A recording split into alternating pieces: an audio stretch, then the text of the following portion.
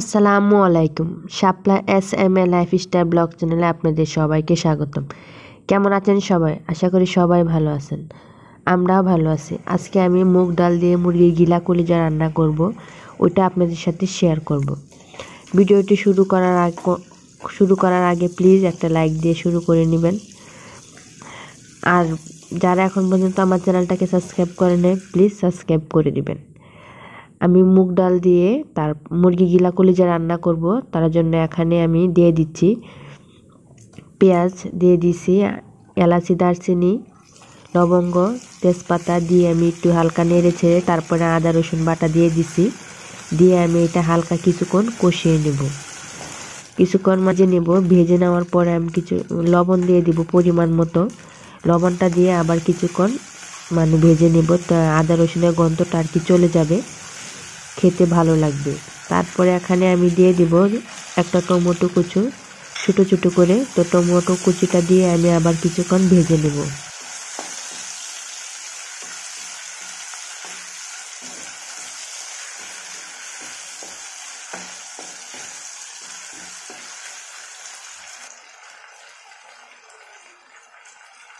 Tomato কিছুক্ষণ ভেজে তারপরে এখানে আমি মশলা দিয়ে দিচ্ছি মরিচের গুঁড়া, হলুদের গুঁড়া, ধনিয়ার গুঁড়া। জালটা আপনারা আপনাদের পছন্দ মতো খাবেন। দিয়ে আবার একটু ভালোভাবে নেড়ে চেড়ে কষিয়ে নিচ্ছি।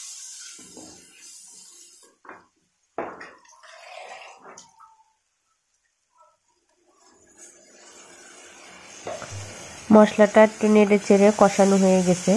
তারপরে আমি একটু পানি দিয়ে দেব। পানি দিয়ে আবারও খুব ভালোভাবে মশলাটা কষিয়ে নেব। মশলাটা ভালোভাবে না কষালে কিন্তু খেতে একদমই ভালো লাগে না।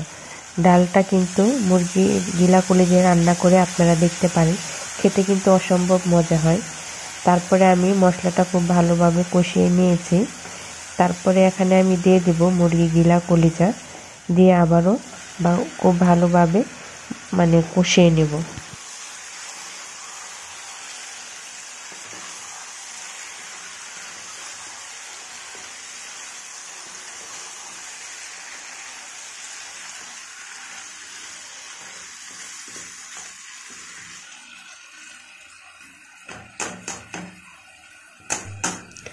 মুরগির গিলা কলিজাগুলা কিছুক্ষণ ভেজে তারপরে আমি এখানে ভেজে রাখা ডালগুলো আগে আর কি ভিজিয়ে রেখেছিলাম, তা খুব ভালোভাবে ধুয়ে ডালগুলো আর কি দিয়ে দিছি। দিয়ে আমি আবারও খুব ভালোভাবে ঢাকনা দিয়ে কষিয়ে নেব। আর এখন পর্যন্ত যারা একটা লাইক দেন নাই, তো প্লিজ একটা লাইক দিয়ে দিবেন।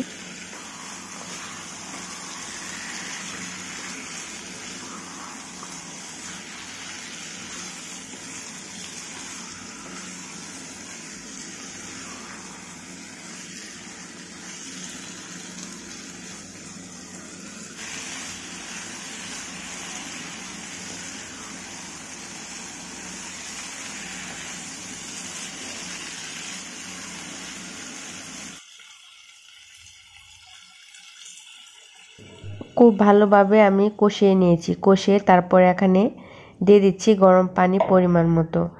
আমি 1.5 কাপের মতো পানি দিয়েছি, মগের আর কি 1.5 মগ পানি দিয়েছি। দিয়ে তারপরে আমি এখানে কয়টা কাঁচামরিচ মাঝখান দিয়ে ফেলে দিয়েছি। আপনারা চাইলে আস্তা দিতে পারেন, তো আমি জালটা বেশি খাবো বলে আর কি ফেলে দিয়েছি। আর এই যে আমার ডালটা কিন্তু হয়ে গেছে, আমি এখন নামিয়ে বাগার দিয়ে দিব। বাগার দেওয়ার জন্য পেঁয়াজ আর রসুন আর শুকনা মরিচ নিয়েছি। নিয়ে এইগুলোকে আমি খুব ভালোভাবে ভেজে ডালগুলো এটার মধ্যে ঢেলে বাগার দিয়ে নেব। এভাবে কিন্তু খেয়ে দেখতে পারেন যারা এখনও খান নাই, খুবই ভালো লাগে খেতে। রুটি বা পরোটার সাথে খেতে অনেক ভালো লাগে। তো কারা কারা এভাবে রান্না করে খান অবশ্যই আমাকে কমেন্টসের মাধ্যমে জানাবেন। আমার আজকের এই ভিডিওটা কেমন হয়েছে, ভালো লাগা মন্দ লাগা দুটোটাই কমেন্টসে জানাবেন। আর এখন পর্যন্ত যারা একটা লাইক দেন নাই, তো প্লিজ একটা লাইক দিয়ে দিবেন। আর যারা এখনও আমার চ্যানেলটাকে সাবস্ক্রাইব করেন নাই, তো আমার চ্যানেলটাকে সাবস্ক্রাইব করে আমার পরিবারের সদস্য হয়ে যাবেন।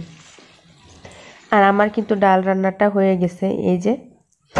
তো আজকে ভিডিওটা এখানেই শেষ করব। সবাই ভালো থাকবেন, সুস্থ থাকবেন। আল্লাহ হাফেজ, আসসালামু আলাইকুম।